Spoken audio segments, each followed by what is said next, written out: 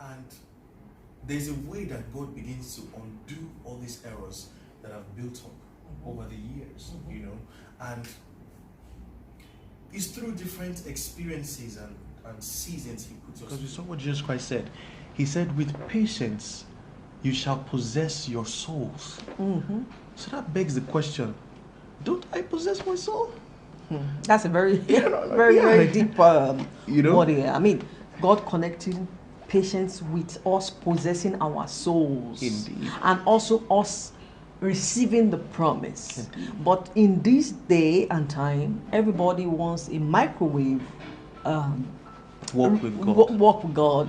They want instant results, but the scripture doesn't tell us that. And that has made a lot of people, they are drawn into the wrong situations, trying to get results through the works of the flesh by helping themselves, not waiting for God. So that is really, really very, it's a prevalent situation in our time. Yeah. It's really sad, yeah. It really is, So when we hear what Jesus Christ was saying, possess your souls, that means the soul is not something that is already possessed by us. With patience, possess your soul.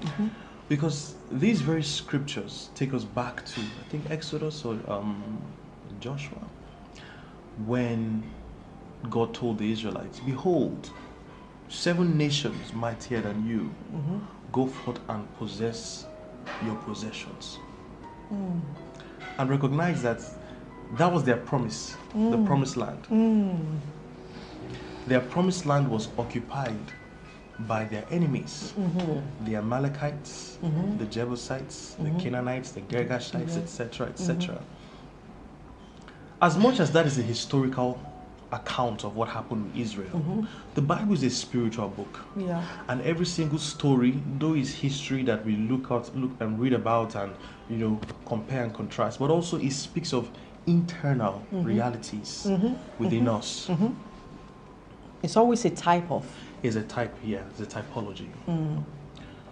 So inside of us as well are nations, various nations in us, and we can't deny that there are parts of us that are not possessed by God. True. We can't deny it. True. We're so used to wanting to give.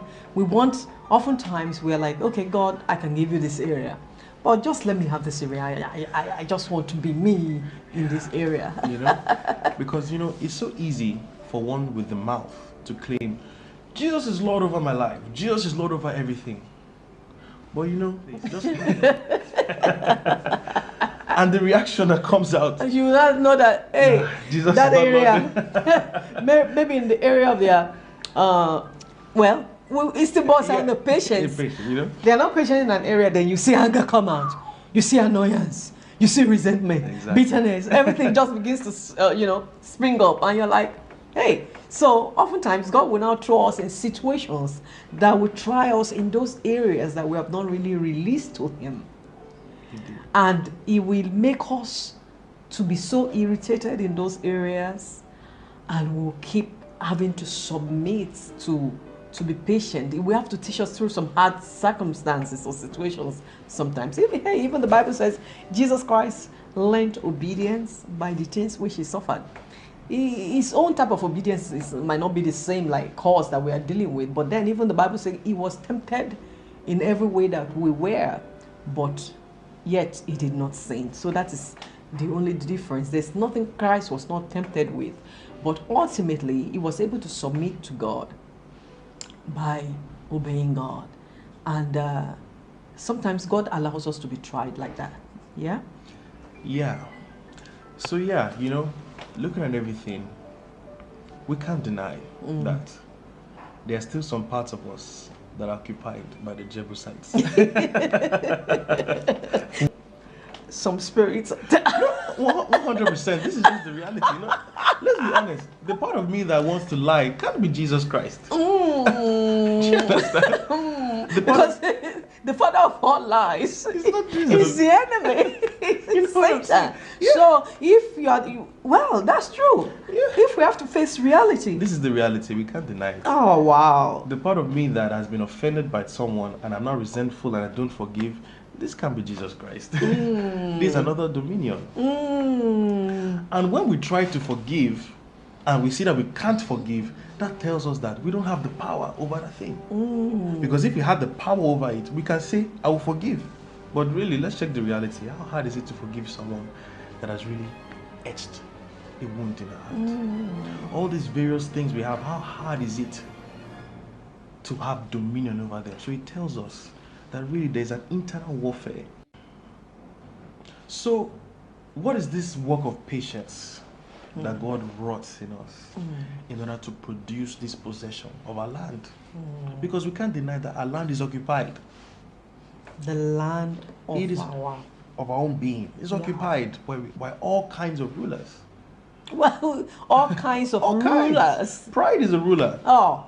And we see that when pride starts to sit on its throne, we can't listen to anyone.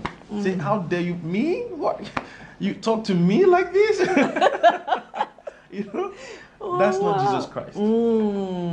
Because Jesus Christ, the King of all reality, bent down on the floor like a lowly slave and washed the feet of his disciples. In the Jewish culture, the one who washes the feet in the house is the lowest slave in the house. Peter understood what Jesus Christ was doing. That's why he was so shocked that his master could go this low. You know, pride has nothing to do with God. And the evidence of pride in one's heart is evidence of another ruler within. Another ruler is in charge within.